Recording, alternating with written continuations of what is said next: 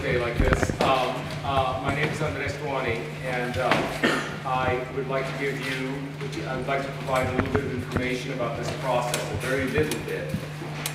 We're going to be here for 10 days, and this process, which is interactive, consists of a series of meetings that are specialized. We are dedicated to certain subjects. Now, at the end of the meeting, or towards the end of the meeting, we can have general discussions. So every meeting, what we'd like to do is to stick to the topic, in this case, economic development, and a very thorough analysis of the economic situation here in High Point and the adjacent market. And then if you have other subjects, of which inevitably there will be, we can bring those up. There are many meetings. Today there's another one in the afternoon, and in that case, more targeted towards the developers. And then tonight, at 5 o'clock, is the one in which we show you our ideas, okay, the proposals. So this meeting goes in this direction, and I hope you're not disappointed if we're not sort of telling you how cool the idea of this place is going to be. But this meeting is in this direction. It's for us to, once Kennedy presents, we'd like to see what your opinion is, etc. Okay, so this is in this direction. Tonight's is in this direction. Before you leave, pick up a schedule, and then you can choose the meetings. Now, about the meetings repeat. This is iterative. What you will notice happens is that the subject is always your town, and the issues don't change. What we do is we get better and better ideas. So it changes slowly, it evolves. It is not necessary to come to every meeting because the change might be very small. So I would say attend once a day, once every other day to see the substantial progress. And above all, tell your friends to come. You know, it's not so much for you to come every time, but you can send people if you think this is worthwhile. This is interactive in two senses. The design team is absolutely here. In other words, work is being done in your presence, and sometimes it's in the same room, and sometimes it happens almost real time. They hear it, and we do it.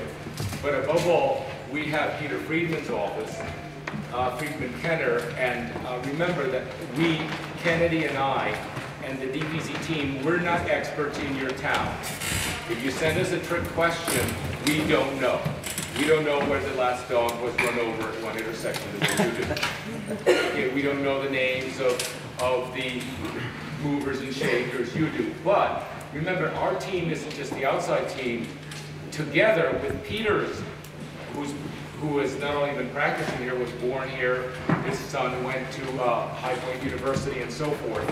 The team as a whole is intelligent. Okay, so it's our know-how, our general know-how and expertise, and Peter's general know-how and expertise. So Peter will step in. That's Peter, of course.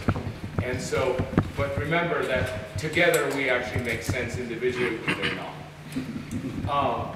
Another thing about consultants. I try to keep the presentations rough so that you see it. We don't polish them up before we present to you, because then that takes a lot of time. We can work for 3 hours and polish for 3 hours just to show you something polished. So we take the stuff right off the table.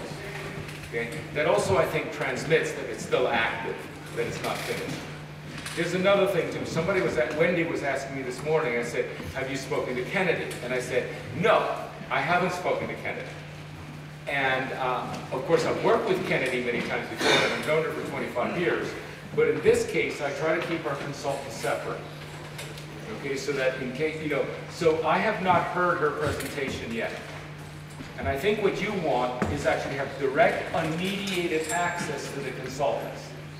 So that we're not going to form a kind of really smooth presentation for you. In other words, we're not going to gang up on you by coordinating our story and sort of, you know, pressing you with it. Kennedy has, you know, she's a separate consultant for a reason. And we're separate, Peter's separate, traffic engineers are separate. So I too will be listening to Kennedy's presentation for the first time. And so you're here when it happens. I mean, I try to make this as real time as possible. Now, I normally, I need to present Kennedy because I think credibility is everything. You know, you need to know who the person who is presenting is, and I normally don't do a very good job. because I under-present her. I don't say, well, it's Kennedy Smith, of course you know who she is. But, so I actually Googled her this morning. And, for example, I didn't know she'd gone to architecture school, which is one of the reasons that I like her. She's both a numbers person, but she's physical. She can actually look at the city and see it physically and project it physically. So she went to architecture graduate school, and just skipping to her second or third job, she, for 13 years, was a director in the Main Street program, of the International Main Street program. Now, my take is that she invented it and made it happen, the Main Street program. You know, it was the crucial 13 years that affected 2,000 American main streets and made them better. And you know, main streets are against all the odds.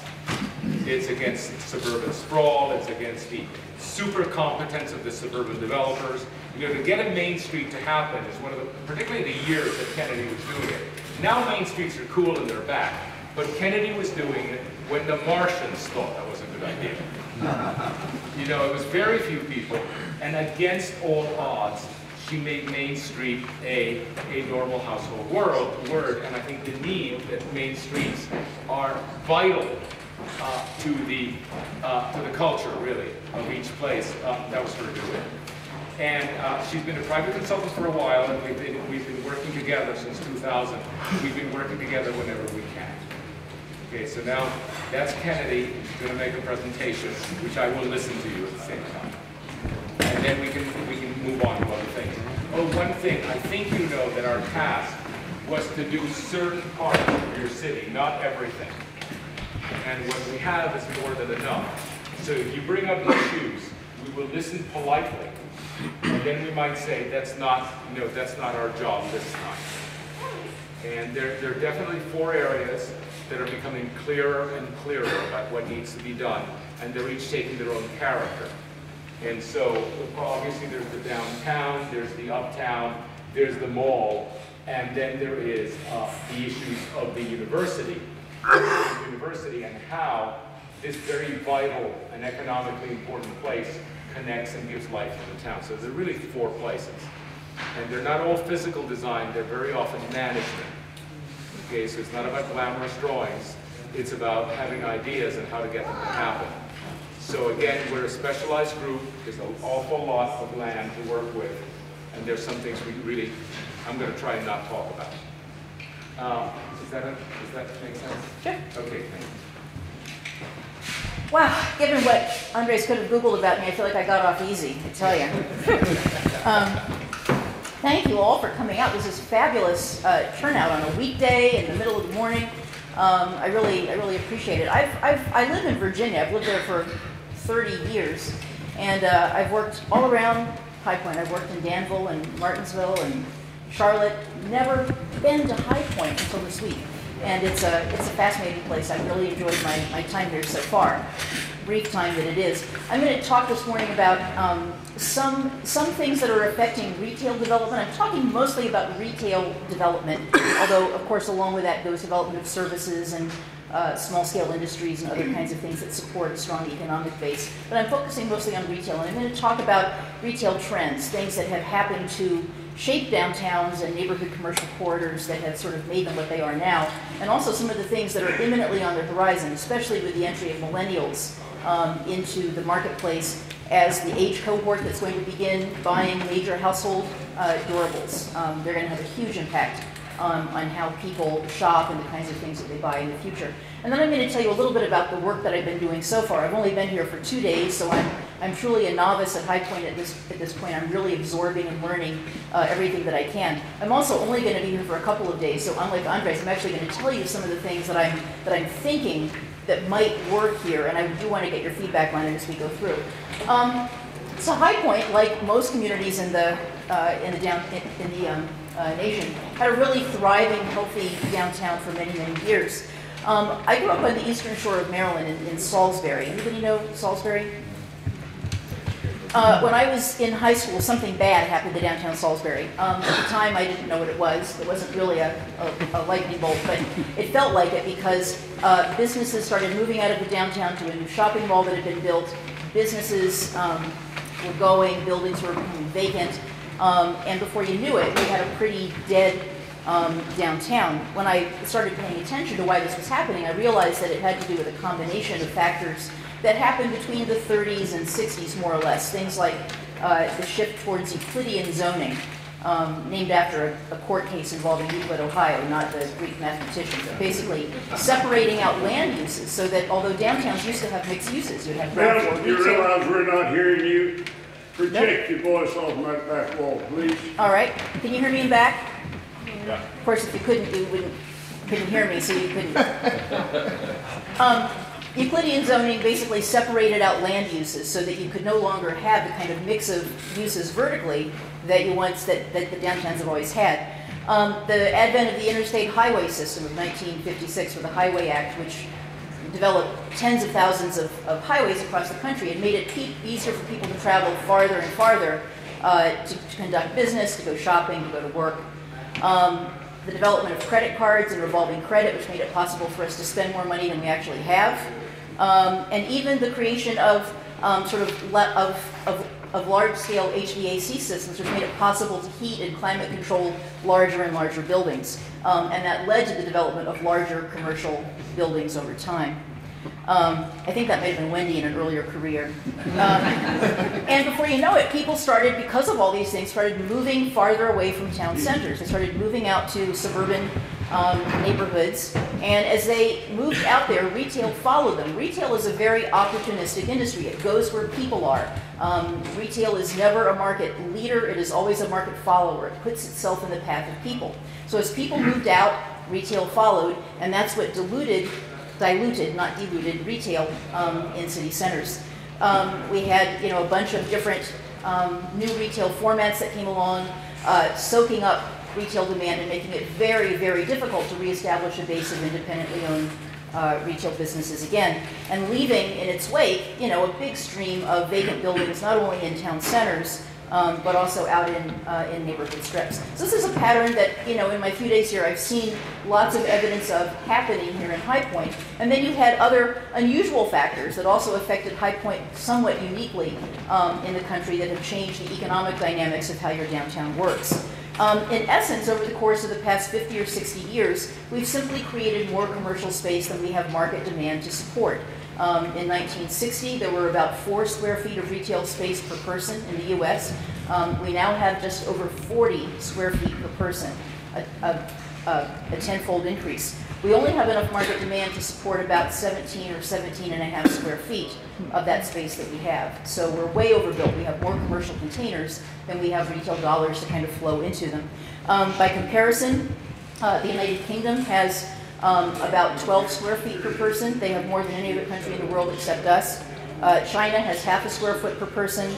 The worldwide average is 4, and we have just over 40. So lots and lots of overbuilt space. And what happened in downtowns, if you look at this graph and imagine that you've got on the horizontal axis the price points at which people can buy things, and on the vertical axis the kinds of stuff you can buy.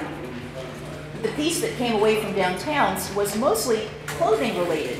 When people shop for clothes and shoes, they like to go to a place that has a bunch of stores, so that they can go to different stores and they can check styles and prices and have a lot of choices before making a buying decision. Clothing stores work best when they're in clusters. And when the department stores moved out to shopping malls and left town, that piece kind of disappeared. And it's very, very hard to put it back because you have to have enough market demand to support 15 businesses, not just 1 or 2. When big box stores came along, they kind of take something shaped sort of like that out of the market. I couldn't make PowerPoint do the blobs quite right, but it's sort of like that. And you can see where the overlap is with shopping malls, and you can see why now there are so many dead and dying shopping centers in the U.S. There's about 3,500 dead and dying shopping centers now, and a few hundred more that have been converted into new town centers. And it's largely because of the advent of big box stores. In essence, over the course of a couple of generations, we've created a drive-through commercial culture where we do business from our cars instead of on the streets on our feet. And instead of putting the energy in and creating the programs that we need to create locally owned businesses like this, these are the kinds of commercial environments that we're creating all over the country. Anybody recognize this place, by the way? It's actually not too far. It's Lynchburg, Virginia. Yeah, well.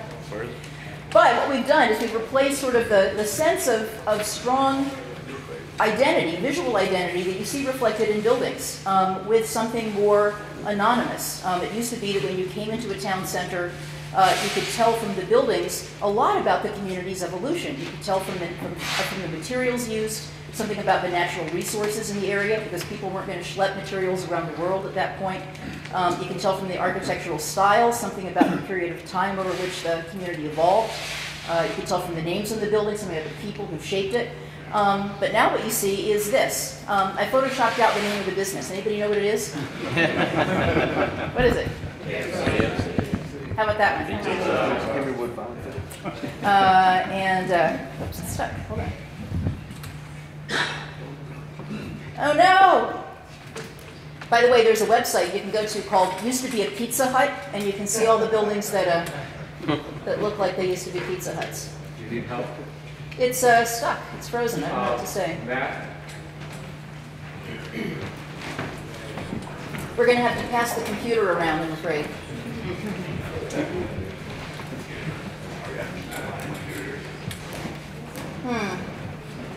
Yay, Matt. Matt. Oh, there we go. I got one. All right. You're the man. You get close to the computer. That's right. That's very presence. Don't go too far. This one, anybody know? McDonald's. It's like we're letting these corporations scatter their logos up and down our highways because their logos, their buildings have become part of their corporate ID system. And that's what kind of brought us all to this issue of how do we make these older commercial centers economically vibrant again.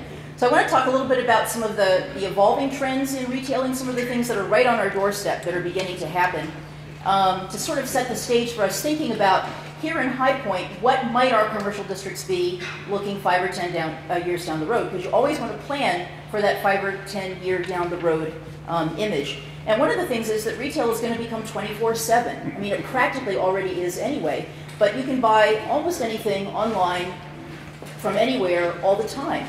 And is that translating into the work that independently owned businesses do in our communities? Are they also having that web presence and reaching customers around the world?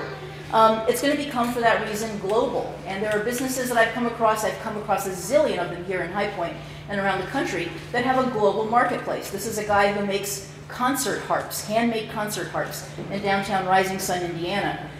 There's his storefront. Pretty much everybody in Rising Sun who needs a concert harp has gotten one by now. His market is people all over the world who shop with him there. At the same time, it's becoming very, very local. Millennials in particular really, really value knowing where products and services came from. They want to know the people they're doing business with. They want to shop from locally owned businesses, and that's a steep turn that we're beginning to make. Retail will become millennial driven, and their buying preferences and habits are going to shape retail down the road. They like experiential shopping. They like shopping to be an adventure.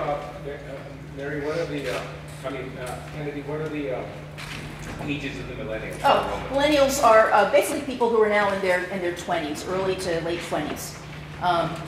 People who are digital natives, sort of the first generation of people who've grown up using the internet from the time they were toddlers. Their brains are literally constructed differently. They're wired differently. They work in ways like you would work if you were looking for information online. You can go deep, you can go broad, you can go in many different directions at once. Instead of being sort of linear thinkers, there's a beginning, there's a middle, and there's an end. They work and think in a very different way. So to them, sort of migrating between a bricks and mortar store on the street and shopping online doesn't even occur to them to be a difference. It's all a very fluid process for them. They like shopping experiences, and this is a cool example I came across in a neighborhood in Boston not too long ago. It's a bodega, which is, you know, a Spanish grocery store, and you go inside, and sure enough, it's a bodega. You know, kind of junky, not too well organized.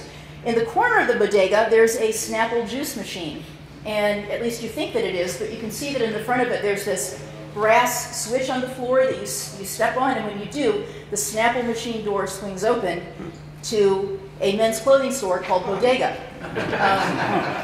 And it was a great it was a great cheap solution for the store because this was like wasted space, storage space in the back of the grocery store that they weren't using or underusing. They were saying, hey, if we do this, we don't need a storefront window. We're just going to tuck ourselves back there. And this place is packed all the time. People, it doesn't have a sign other than the one that says bodega, but people love, millennials especially, love finding it. They love the secret of how you open the Snapple door and go in there. And this store is doing something like $1,500 a square foot in sales versus a national average of about $225. So it's doing incredibly well. Retail is becoming crowdsourced more and more with people in the community piping up and saying, we need this, we need that, and then testing the market viability of those things. And as many of you know, Wendy has circulated cards that have been sent back to her with people suggesting things that they would like to see in High Point. And you have, I don't know, there are hundreds of these. You can pass them around, you can take a look at them if you want to. Fascinating ideas. Here's an example of a community. This is actually a neighborhood in New Orleans that put out these stickers and asked people to say what they'd like to see in the downtown. And they just wrote it up there and slapped it on this piece of plywood on the storefront window. The same woman who did this project for Fairbanks, Alaska. This was a formerly vacant, it was a vacant former hotel called the Polaris Building. And she created this campaign around it called Looking for Love Again, looking for a new use for the Polaris Building. And she put these blackboards, or green boards, chalkboards, on the corner of it. On one side, it asked people to write down their memories of the Polaris Building, and on the other side, their hopes for its future. And every day she would go out and photograph these boards, and before you know it, over the course of a couple of weeks, the community had come to consensus on how they'd really like to see this building be used.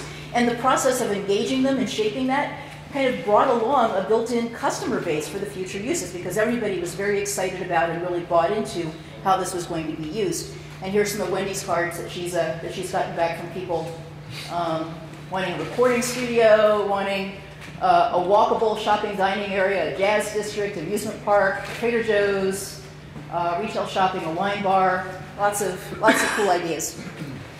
Local capital is becoming important to business launches too. There used to be more local capital for small business development that we kind of shifted and ballooned out in the 80s. Now it's beginning to come back to crowdsourced funding. And there are websites like Indiegogo and Kickstarter that are funding lots of small business startups. This is a bakery in a town in California called Sweet Bar that raised its startup capital completely by using Kickstarter. They had a goal of raising $20,000. They raised $21,000, exceeded their goal, by selling things like the naming rights to muffins that they were going to be selling in the store.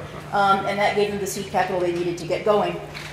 Retail is becoming more nimble, able to adapt to whatever they need to do to reach their customers, whether that means that they are a mobile retail unit that goes out and makes deliveries in order to get a larger trade area. This is a mobile yarn shop. This is a cool example from Domino's, not exactly a locally owned business, but their slogan is Domino's Pizza Delivers. Well, they're making the point that they'll deliver anywhere. So here they have this portable door that they'll take out to a park. And if you're going to be there for a couple of hours, they have a phone number on the door. You call that phone number, order your pizza, and they deliver it to that door in the park. Here it is on a beach, so wherever you are. Retail is becoming more connected. This is a sort of upper-end clothing store that has its clothes on hangers, and the hangers have these counters on them that tells you how many likes this piece of clothing has gotten on Facebook. And it constantly runs down, so I think that's bizarre. Environmentally friendly is a big piece of this. Millennials buy things that last longer. They buy things that are repurposed. They recycle more, and that's actually going to mean that people are going to they're going to buy fewer things, but be willing to spend more on them if they last longer and there's value in it. This is a company that makes men's clothing in the UK, and they make clothing that's designed to last for several generations. So this jacket, for example, has a tag inside that has blanks on it so that the first owner puts in his name and the date he acquired it, then the second owner, and then the third owner, and it's meant to last for 100 or more years. Here's a company, this is in Atlanta, that takes old luggage they buy at yard sales and online and eBay and stuff, and they turn them into boom boxes, repurposing things. Retail is going to become more ubiquitous. There are many more distribution channels that retailers are pursuing now to make it as convenient as possible for people to shop. This is Redbox, which is, as you know, sells or rents videos. They're now experimenting with selling groceries. This is an experiment that Tesco, which is a British-based Walmart sort of store, is doing in Korea, where on the metro station there, the subway station, they put these backlit replicas of their store shopping shelves up. And as you're waiting for the train in the morning, you take your smartphone and scan a QR code on the items that you want, send